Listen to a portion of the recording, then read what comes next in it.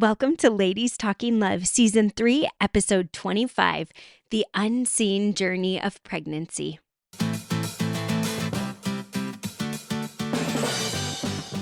It's Ladies Talking Love, a community of women uncovering more joy and fulfillment in sex as we learn from experts and amazing women like you. Together, let's create a world where women's sexuality is celebrated and understood, beginning with our own. I'm your host, Ariel Finlinson. Let's talk love.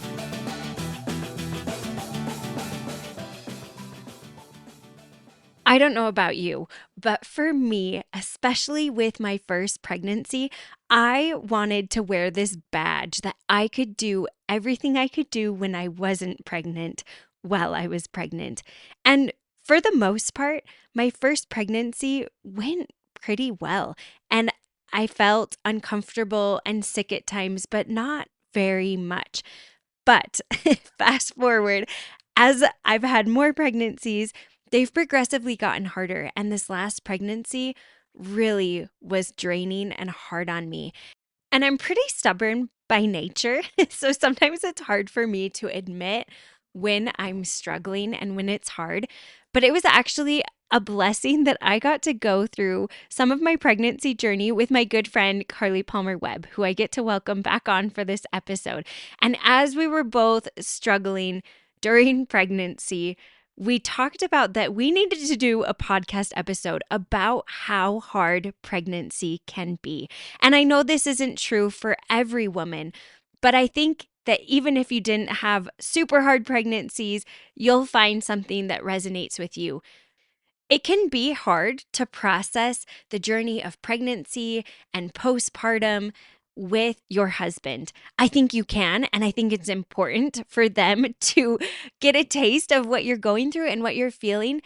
But that's one reason I've found I love talking about birth stories with my friends who've also had babies, because my husband will never truly understand what it's like to give birth to a baby. And even though my friends and I have different stories and different experiences, we can understand a little bit of what happened or what things were like because we've experienced something similar. And I wanted to provide that with pregnancy. I don't think that we talk enough about some of the challenges during pregnancy, the mental, emotional, physical, the discomfort, the sickness, and people joke around about cravings during pregnancy. And I'm always like, what are they talking about? Because since being pregnant, there is no such thing as a craving for me. It's more like, I think I maybe can possibly stomach this one thing today. It's not that I actually really want it. It's more like this might be the only thing that I don't feel like I'm going to throw up. And then there's this idea about morning sickness. And whoever came up with that term, I just want to have a little talking to with, because it's not just morning sickness. This can be an all day, everyday thing. Some people might feel sicker at night. You can't put a one size fits all that it's in the morning and it only happens in the morning. This is something that many women experience all day, every day for a while during their pregnancy, and it can be miserable. During my last pregnancy, I remember feeling like I had never felt good before getting pregnant because I was so much in the thick of it. I couldn't even remember what it felt like to feel good and to feel like I could function a little better than where I was at.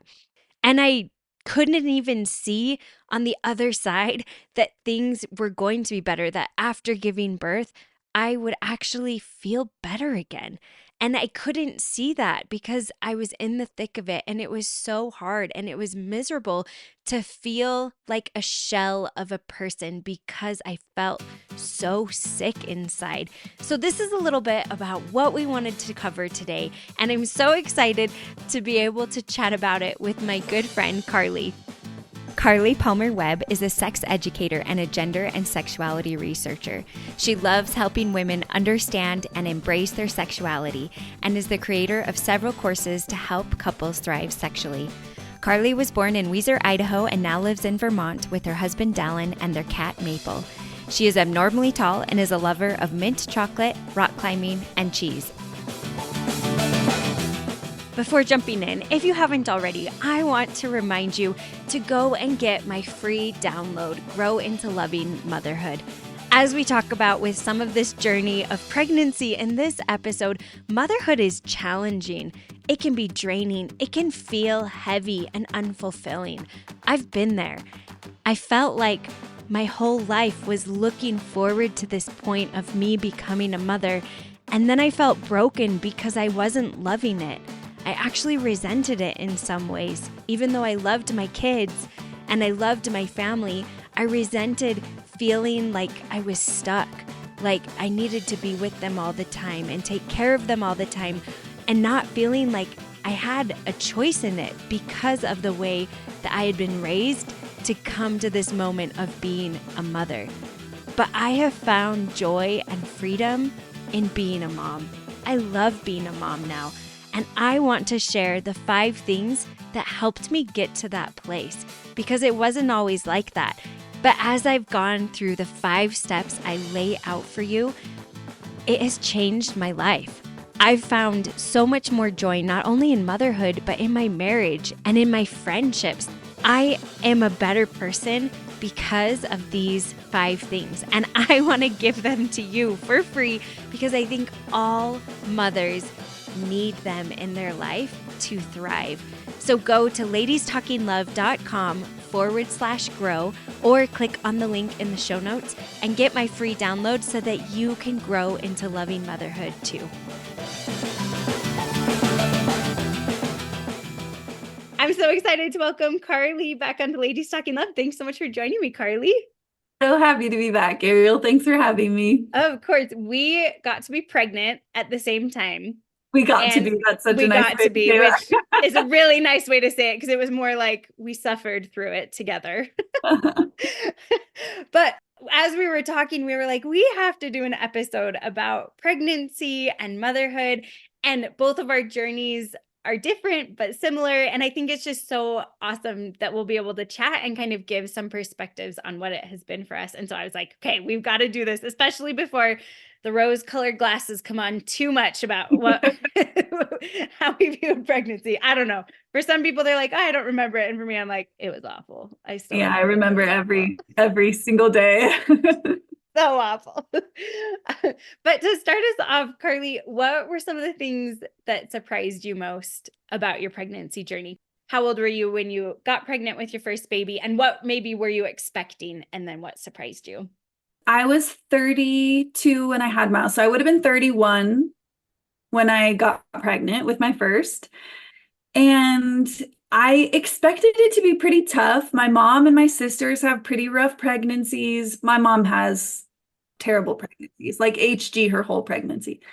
I expected it to be pretty rough, but also expected to feel a lot of purpose and excitement. And I had waited for quite a while. I was really excited by the time that we started trying to have kids, and then took us a little bit to get pregnant. And so I just expected to feel a lot of excitement. And I did. For a minute. Yeah, I felt really excited the day that we found out. I started throwing up the very next day. Oh. And the excitement was really, really hard to come by for the next several months. And so I knew it would be hard, but I just couldn't have anticipated how difficult it would be. And that really shocked me. It shocked me how difficult it was physically. It shocked me how difficult it was emotionally. Yeah. And how much that overshadowed a lot of the excitement that I expected to feel, which was hard for me. Yeah. And I do want to make it clear, of course, I'm so grateful that I was able to get pregnant and that I was able to carry this baby. I know that that's something that so many people want that can't have. So I am really grateful my body was able to do it, but that's my baby. And we've got a baby on our episode about motherhood. It was so hard. It was by far the hardest thing I've ever done. Yeah. It was much harder than I expected. Yes. And I'm so glad you brought that up, because in no way do we want to diminish the struggle of those who struggle with infertility or miscarriage or just all of the things that go into it. But I hope with this episode, we'll be able to talk more about the struggles and hardship of pregnancy, because that's something Carlie and I talked about, was that we don't feel like that's talked about enough. Yeah. Just how hard it can be for us as women, and just the toll. And you talked about that. Like, there was the physical toll of just being super sick. And can you explain what HG is? Yeah. Hyperemesis gravidarum. It is the worst thing I've ever experienced. So, HG is just when you are so severely nauseous that you aren't able to get the nutrients that you need. There's typically quite a bit of weight loss. I think the standard for HG is, well, now I shouldn't say it because I'm not totally sure. Is it 10%? If you lose I'm 10% of not your weight? I sure. think it actually is maybe 5. If you lose 5% of your body weight, it's considered HG. Anyway, it's terrible. Less than 5% of women experience it, but for those who do, my goodness. And over multiple pregnancies, I seriously cannot imagine at this point in my life experiencing that again, knowing now what it was like. Yeah. I hope to get to the point where I can, because I would like to give Miles at least one sibling, but it just makes me need to bawl my eyes out just even thinking about Yeah. it. It's terrible. Oh, and I remember, I'm pretty sure it was HG, but someone was talking about it one time on, she was on the podcast before, and she just talked about also this view of like, when you're pregnant, a lot of people think it's okay to comment on your body more so than usual. And Mhm. she had people being like, you look so great. Like, how did you keep the weight off when you're pregnant? And she's like, I am literally dying. Yeah. I am so sick, and people are applauding me. Yes, like I'm starving and people are applauding me. And I think that that can be so challenging with pregnancy as well. Just this like idea that people can comment about your body all the time. And especially when you're sick, it's like, no, this actually isn't good that I look this small. Right. Like it is taking up your entire existence just to try and get enough nutrients to survive and to grow this little human inside of you. It's so hard. It's so hard. And even just thinking about doing this podcast episode tonight, I was like, ugh, so many women say that you just kind of forget about pregnancy and you want to do it again. And I cannot imagine getting to the point where those memories aren't as salient as they currently are. Yeah. Miles is 10, a little over 10 months, and they feel just as present and real as they did the day that he was born. I just can't imagine ever forgetting. I sure hope that I do, but I don't know. Then you can go in with an open mind if you decide.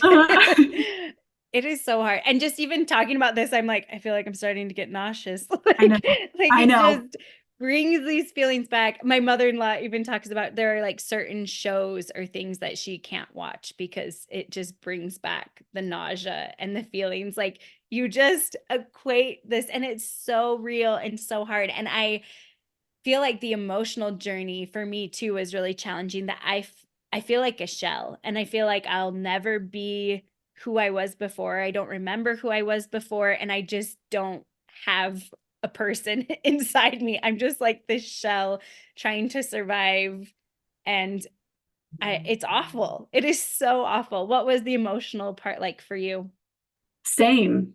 I felt like I completely lost my personality just because I was too sick to do anything that I enjoyed. I spent my whole life on the couch or in my bed with the puke bucket, like I just, oh, it was just exhausting. I lost a lot of purpose and lost a lot of joy. It was Yeah. really hard. It was really hard. And it was really lonely too, because even though I knew people that I'm really close with who had experienced pregnancies like this, it still somehow felt so, so lonely. And even friends like you who were pregnant with me at the same time, you don't have enough energy or physical stamina, or you just don't feel good enough to interact with people very Mm-mm. much. So it's isolating just because of that. Yeah. Like making a phone call felt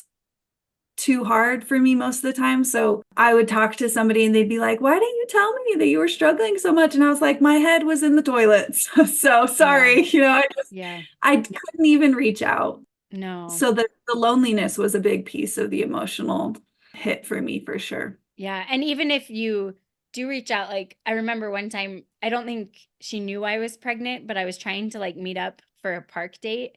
And the whole time I was there, I just felt so awful. I was like, I just want to go home. Yeah. It would be really great to be with people, but I just don't have it in me because I feel so sick. And it's just so isolating. And even like I knew you were so sick and I was feeling so sick. And it was like, I know we're sick together, but it doesn't really help because we're Yeah. both just so sick. Yeah. Unless we like lived in the same house or something. Right. I don't know. Throw up together. Which actually, I don't throw up very much when I'm pregnant, but it's like almost purely by choice. Like Yeah. it's there and I could at Yeah. any moment, but uh But and any level of nausea it's is awful. unbearable for It's sure. so hard. What advice would you give to people going into pregnancy? Honestly, I'm not even totally sure yet. Because I was talking to Dallin about this before the episode, and I'm like, what would I tell myself? Yeah. And I think the only thing I really came up with was this too shall pass. Yeah. Keep in your mind that this is not your life forever. This is not who you are forever. And it might be the hardest thing that you've ever gone through, but it has an end.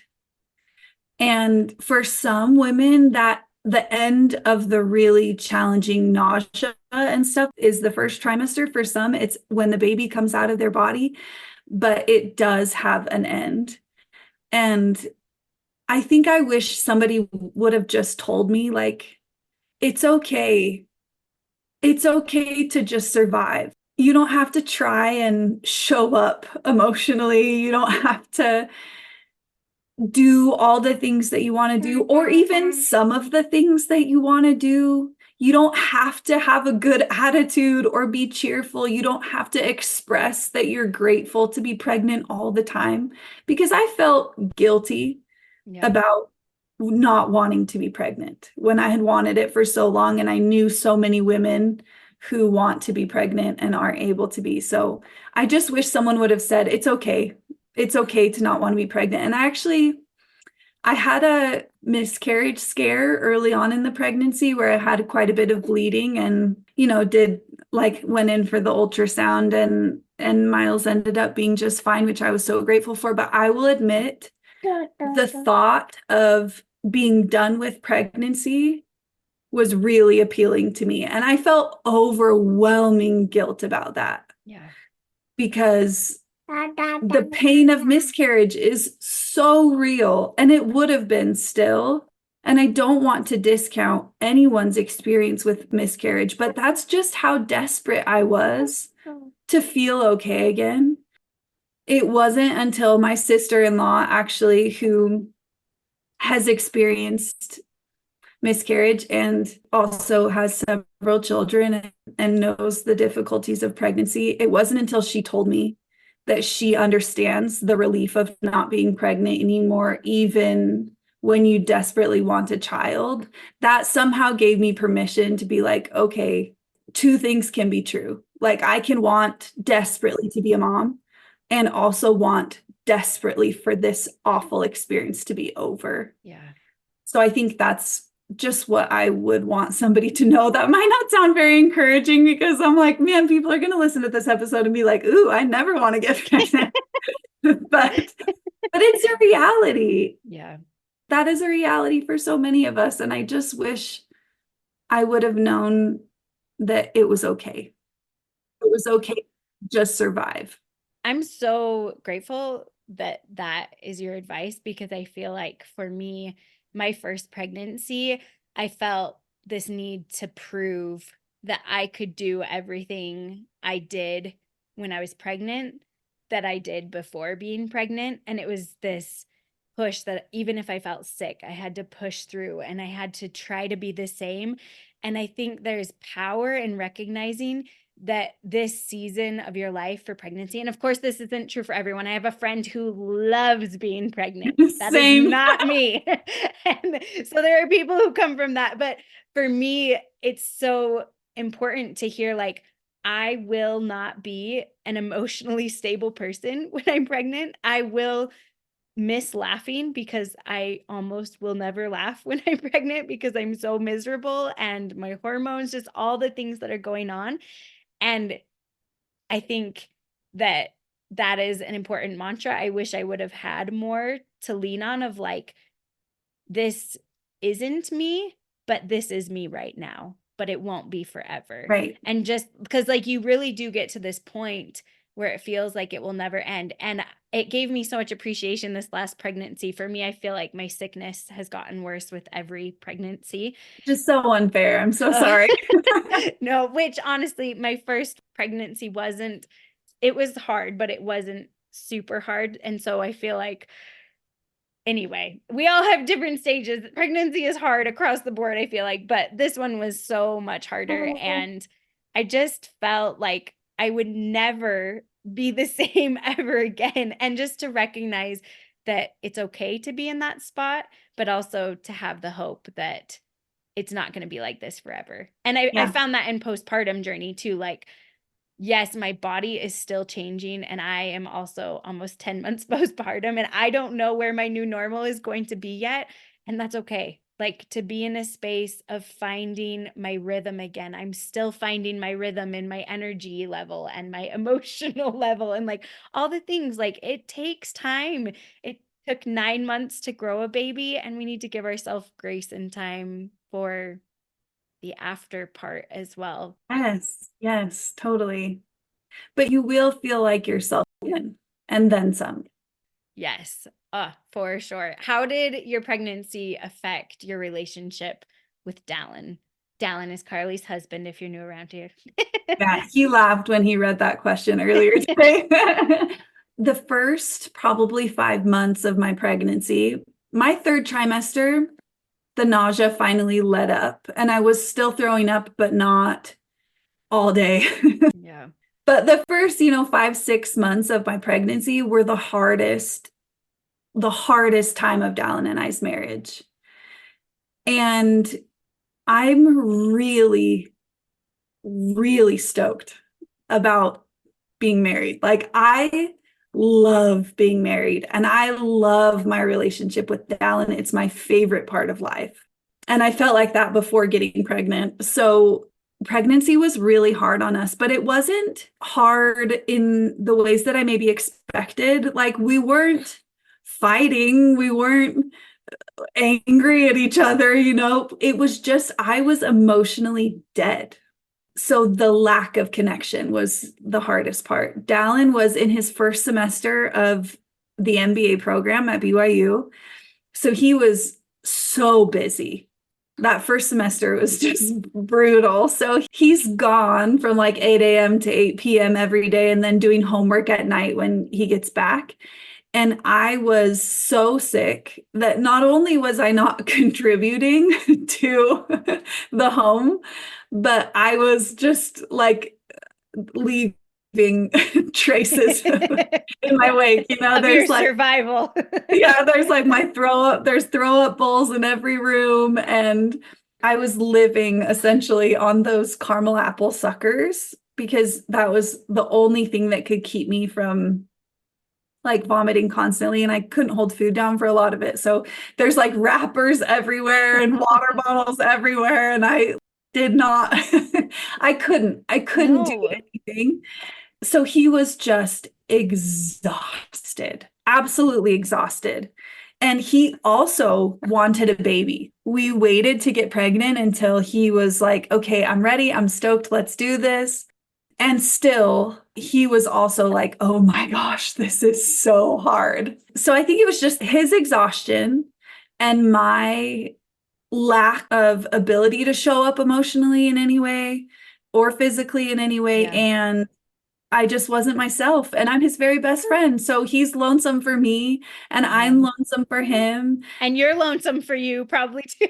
Totally, totally. And we're lonesome for the relationship that we had emotionally and physically. And we love to like play sports together and go rock climbing. And we're doing none of those things. So it was hard. It was really hard.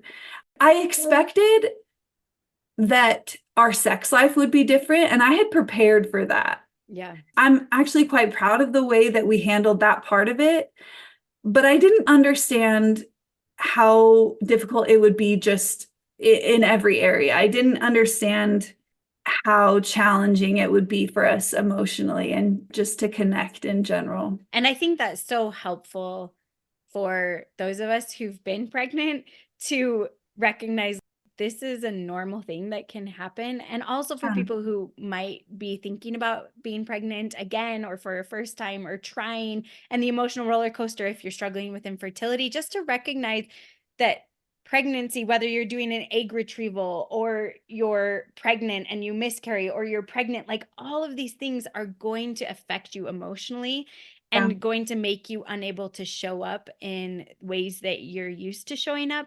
And mhm, so for your partner, there is going to be a need for them to carry more than they're used to yeah. carrying. And I think that can be really helpful to talk about. I didn't realize that. And I feel like that would have been helpful to talk about that before going into pregnancy, but we didn't know what it would be like. And everybody's so Right. different that it can be hard to prepare because you don't know. But just to talk about what if I am really sick? How are we going to work through that? And I'd love for you to talk a little bit. What are some things that helped with your sexual relationship? Because you said you feel like you were proud of how you guys were able to handle that. That was something you anticipated. I think I was just able to prepare more for that. So we had talked about it a lot more. Yeah. So I think we were more prepared for what that would look like. We talked about, okay, if I'm too sick to have sex for several months, how do we manage that? What does that look like for us? How do we still connect? And we had those conversations, so it didn't feel like a shock. Yeah. That was a big part of it going better, was just that we had prepared for it. So we had a lot of conversations about what that would look like and what things we might be willing to do to still connect sexually. Honestly, I'm typically the higher desire partner in my marriage. And obviously, when I'm puking my guts out, the desire is like the last thing on my mind. But I was so, I hope this isn't TMI. I know this is the Ladies Talking Love podcast, so it's probably not, but I was so lonely for Dallin and for who we were as a couple and stuff that one night I was like, Dallin, can we please just try to have sex? And he's like, Carlie, I can't. Like, you're so sick. I can't do it. And I'm like, please, can we just try? I love sex. It's an important part of our marriage for me. And so I just wanted to try it, but it ended up looking like I was holding a shirt over my mouth and nose because I was like, I can't even stand the smell of you, even though he had just showered. It was the most unromantic sex that has ever ever occurred in our relationship. But it was really meaningful for me because for a moment we were connecting Yeah. the way that I wanted to. And we like waited. I was like, Alan, I'm feeling like I'm not going to throw up. We've got like 10 minutes. Let's just try. It was like that. Like our sex life was dramatically different. And there were Yeah. months when we didn't have sex. I was just more prepared for that part. So it was Yeah. okay. It was okay. And Dallin was prepared for it too. And he's so, so kind and has never put any pressure on me to show up sexually in a way that I didn't want to. So that was a big part of it too. I think that's huge just to have those conversations.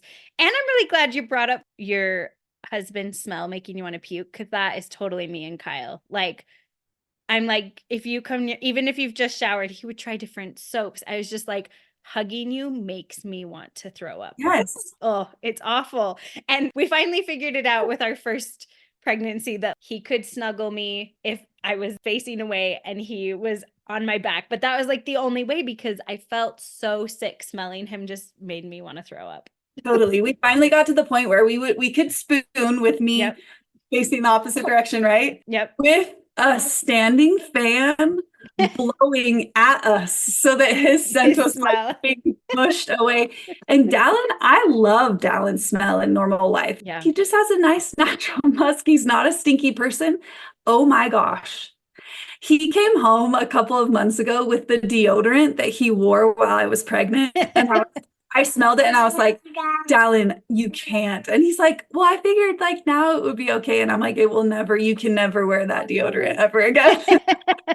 Like it just brings me back. Isn't that so bizarre how smells and tastes and sounds can just bring you back? And Yes. oh, it is so true, which is so sad because you probably loved that deodorant of his Yeah, before, it was fine. It was totally great. It smells good.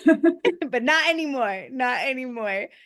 And what about adjusting to motherhood? I feel like this is an area that I am excited to hear from you about because there's been a lot of joy for you in adjusting to motherhood. And of course, there's always challenges, but I feel like you have what I've seen from the outside ridden it just so joyfully because I think you were more prepared in taking care of yourself in motherhood. So I would love to hear like what has it been like for you adjusting into motherhood and that has made that transition so joyful? Well, for those who are listening to this podcast and are thinking like, wow, she is the most negative person I've ever We're heard. we're taking a turn. Hopefully this will be more encouraging. I was shocked. I was absolutely shocked by how much and how quickly I loved being a mom. This is hard to talk about too, because I know so many women who I love and adore who had a very opposite experience. But for me, the transition has been so, so good. So, so hard. But whereas pregnancy, the hard outweighed everything, and I couldn't even think of anything else, motherhood has been just, oh, I'm so obsessed with it. I love it. I'm so obsessed with Miles, and I like myself. I really tried to prepare for what the emotional experience would be transitioning into motherhood because I have struggled with mental illness in other stages and have a lot of mental illness in my family, including postpartum depression. I was really trying to prepare for that, and the joy of it really kind of took me by surprise. It's been so happy, the best 10 months of my life. And I felt like myself a lot quicker than I anticipated emotionally. Physically, it took quite a bit longer. But I just, I don't know. I just love it. It's so great. It's so happy. And I feel like life is so much fuller and more joyful and more meaningful now than it ever has been.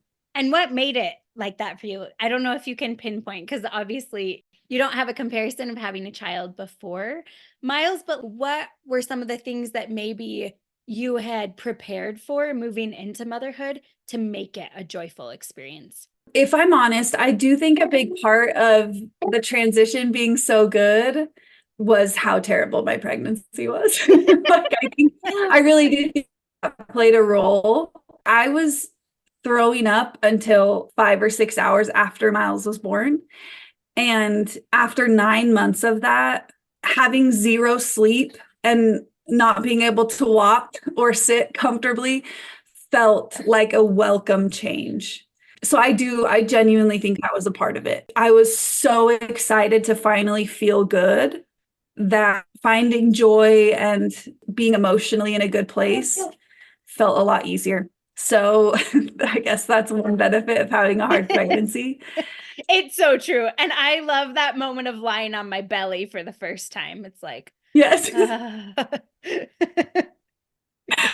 Oh man. Oh god. Not being pregnant of it. I will say I do think that for me, having a child older than a lot of people do was really good for me. But I don't think it was the age that was specifically helpful because my body probably would have responded better had I been a little bit younger. But I have put in a lot of work to be mentally as healthy as I can be. And I am good at giving myself grace and being patient with myself. And I had had a lot of years of practicing mental wellness. I had done a lot of work to be really kind to myself, really patient with myself. And so being in that place mentally when Miles came, or, soon after he came, made a big difference. So it wasn't that I was 32, it was just that I'd had a lot of time and practice with mental wellness, which was a big part. I also will say that I have an incredibly supportive husband, and we had talked a lot about what the division of labor would look like when we had kids.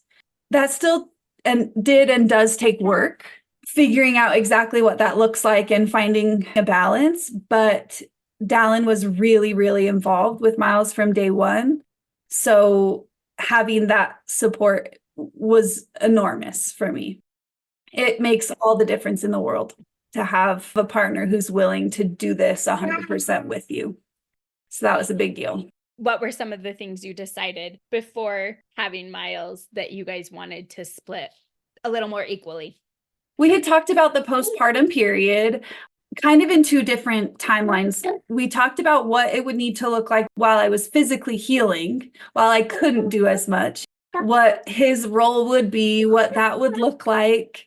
And then we talked about, okay, when we kind of get into the swing of things, when I'm healed and back to normal, what will life look like? And so we decided on specific things like, okay, who is preparing the meals and who is doing the dishes and who's waking up during the night with Miles. And this one is hard for me, acknowledging that my work at home is as important as my work in my career and Dallin's work in his career. I've had to do a lot of mental work to get to the point where I believe that, which plays a role in like, are we switching off night shifts even when you're going to work the next day, right? Because, which not every couple needs to do that the same way that we did, but we just talked about things very specifically like that. Which I think is so helpful. I feel like I didn't do as well at anticipating that. And then even with pregnancy number 4, because of the patterns we'd already set up, that we didn't talk about it as much. And I feel like I wish that we had a little bit more. Even though we've done this before, we didn't do it the best that we could have because we just didn't know and we didn't talk about it. And so I love some of these topics you're giving of like, these are really helpful things to think about and to talk about and to work through. Like, my work at home is just as important as your work because you work from home and he works out of the house at school. Like, both of those are so important. And even if you're not working outside of motherhood, which is full-time work, to recognize that that is a huge job as well. And when your spouse gets home from work, now you're both in it together because you've both been working all day. Totally. And I will admit, if I were to choose which one is harder, going to work or I work from home, but like doing my work day versus doing my parenting, like all hands on deck day. Oh my word, parenting is so much harder. And I only have one kid. So not that we need to compare, but the idea that career work is more difficult than parenting work, no, that's a hard no for me. Yeah. It's so much more exhausting. It's so exhausting. And I think it like stages, right? I've definitely heard that when our kids are younger, it's often more physically exhausting, but then as they get older, it can be more emotionally exhausting. Like, there's stages of exhaustion, but exhaustion is a big part of parenthood. And what have you done? Because that was something that was really hard for me with my first children, especially when they were young, to stay in a good mental place because young kids don't really interact. No. It's not like you're having conversations and you're getting to like learn together. You're like, wow, I'm just looking at this baby, and especially, the first however 6 weeks, they're like, don't even smile at you. Yeah. You're just like, You're okay. cute, but you're as interactive as a potato. Yeah, Yes. totally. A lot of that for me, being in a good place mentally when that was my life. Two things. One, I have to get outside. I have to get outside. And that's so hard for me, especially when it's cold outside. and two, mothering with other people. So in the early days, I have a little sister who had a baby just a couple of months after me, and then my other little sister had a baby a few months after that. So it's been a fun year for my family. Just having them or friends who have kids, even if their kids weren't close to the same age as my little baby, just either FaceTiming them or getting together and just seeing other people exhaustive state of parenthood, but also the joy of parenthood, it was really helpful. Connection and time outside, those were huge for me. When you're so tired, like getting up and going outside does feel really hard, Yeah. but I always feel better. Yes. Oh, it's so true. I feel like if I can get out of the house at least once a day, we're doing good. Especially in that stage when my kids were so young, I had to plan it. Now I have things that make me get out. Like I have to pick up my kids from school or, we Right. have Right. activities. But when my kids were younger, just to get outside was so hard. I always talked about it like it felt like I was swimming through jello. Like trying to get out of the house was just like trudging through jello and so hard. But if I could get out, it felt so good. And I feel like this time around was baby number 4. It took me to 4 to have a really great, I feel like postpartum, but I actually had like a project I was planning on working on. And that was so helpful for me Wow. because I had something that my mind was thinking about because that's something I've really struggled with young kids is like if I'm not working on something that my mind's thinking about, I don't have anything to connect with Kyle because I'm so exhausted and I've literally changed diapers, fed babies, put them down for naps on repeat all day long and I don't have anything to talk to you about. I do think that work has played a really big role in me doing well postpartum.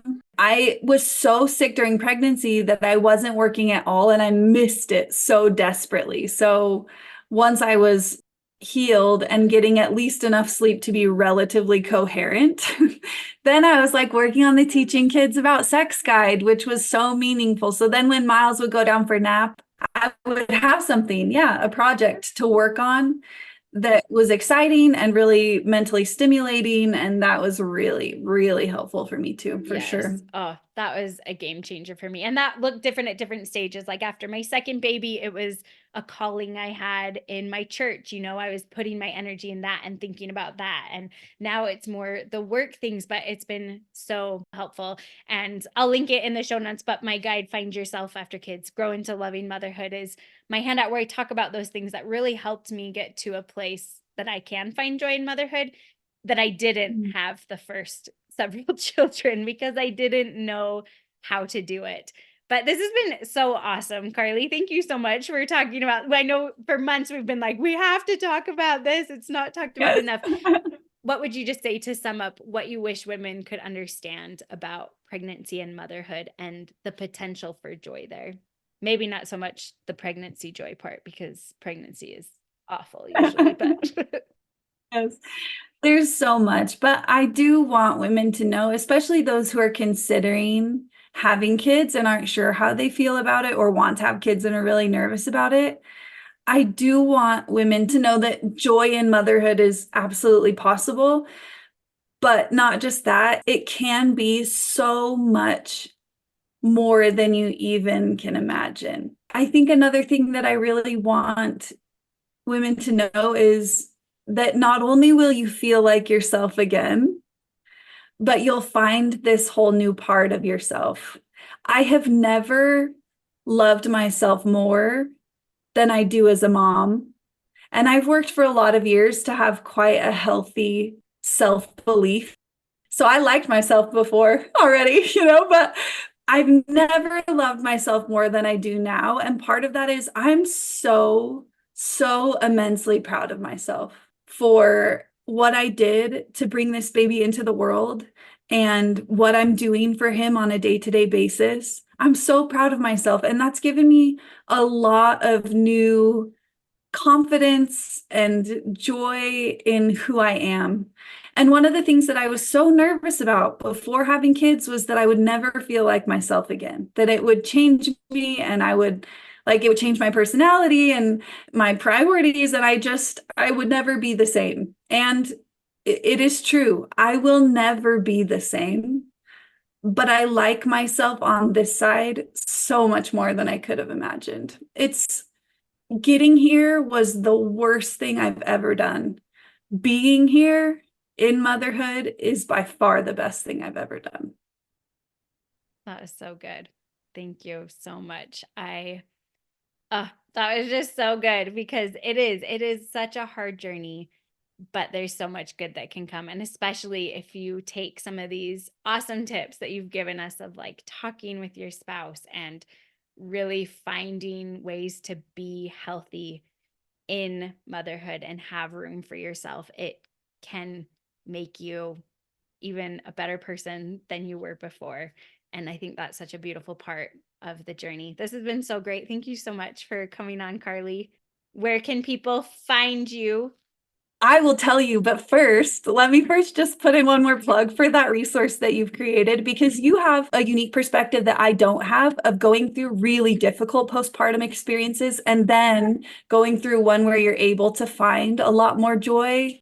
Women need that. So get the resource now if you need it. If you're in Oh, that, thanks, Carlie. I will have it linked to Grow into Loving Motherhood. It's linked in the show notes. I love that. You can just go to ladiestalkinglove.com/grow into loving motherhood and you'll find that. Yes, I love that. I love that. I am going to look it up as soon as we're done. You can find all of my stuff under the Christian Sex Educator. So my Instagram is the Christian Sex Educator. My website is thechristiansexeducator.com. Just, Google it. It'll come up.